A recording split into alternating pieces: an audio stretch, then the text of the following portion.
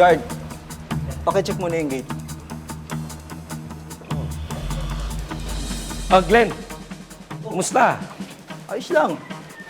Glenn. Natin.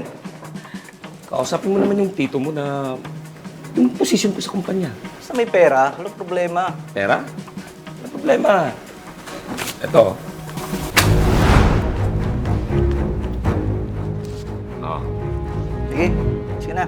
Glenn, aasahan ko yan, ha? Ako na bahala. Sige, sige.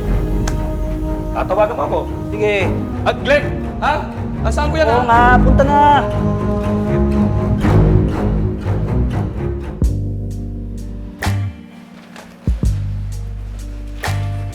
Glenn, ang tagal mo na ako hindi kinikita. Hindi ko na ba ako mahal?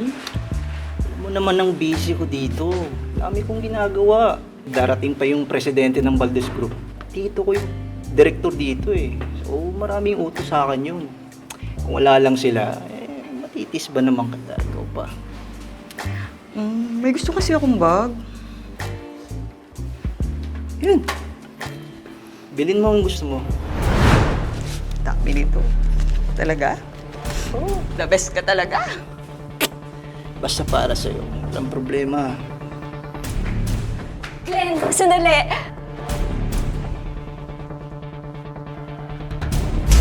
Anong ginagawa mo dito? Ba't hindi ka nagtatrabaho? Glenn, yung pera na yan, kay James ba galing?